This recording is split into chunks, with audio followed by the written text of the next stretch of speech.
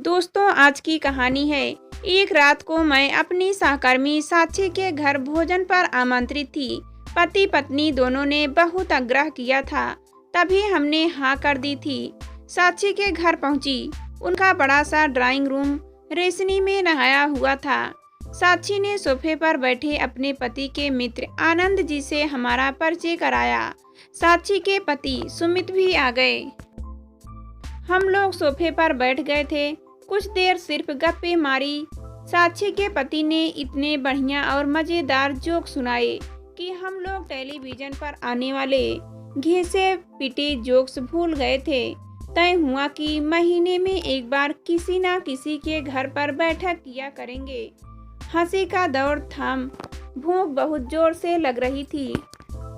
Room के एक हिस्से में ही डाइनिंग टेबल थी।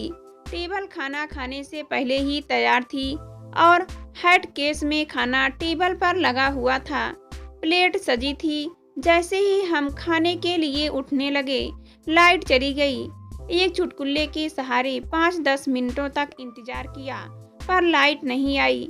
आनंद ने पूछा, अरे यार, तुम्हारे पास तो इन्वर्टर था, उनकी जगह। साक्षी ने जवाब दिया, हाँ भाई साहब है, पर खराब है।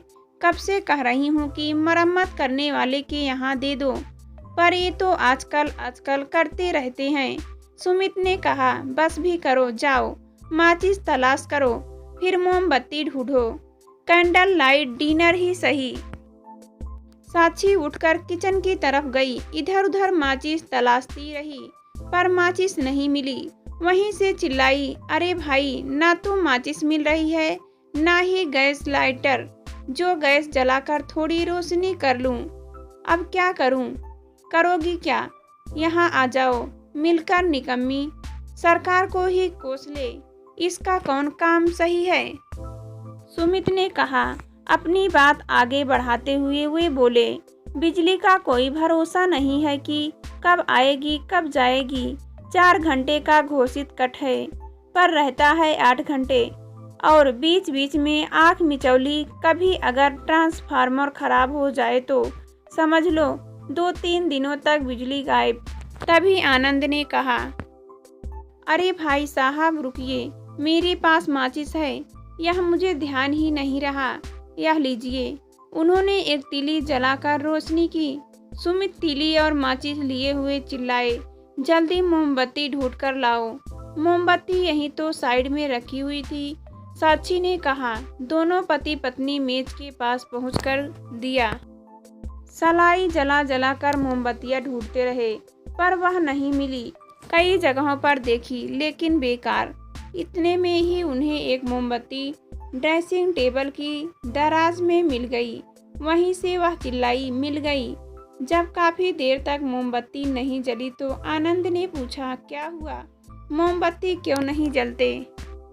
क्या अंधेरे में रोमांस चल रहा है?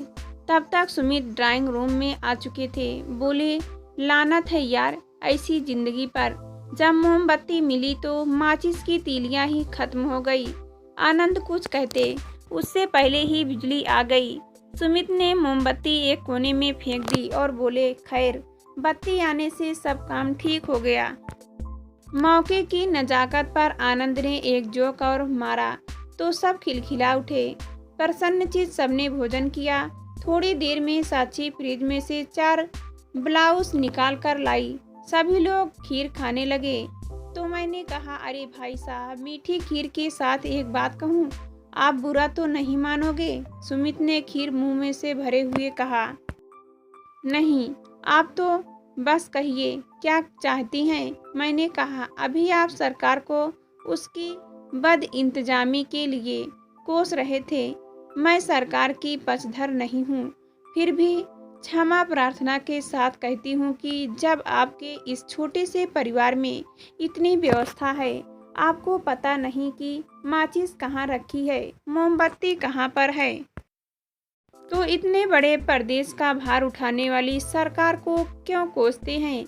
जिले के ट्रांसफार्मर के शीघ्र न ठीक होने की शिकायत तो आप करते हैं, पर घर पर रखे इन्वर्टर की आप समय से मरम्मत नहीं करवाते।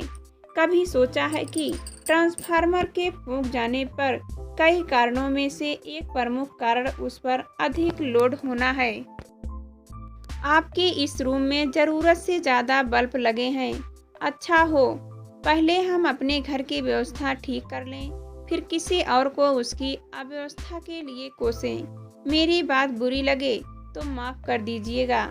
आनंद ने ताली बजाते हुए कहा। दोस्तों, हास्य के बीच आज का यह सबसे गहरा व्यंग।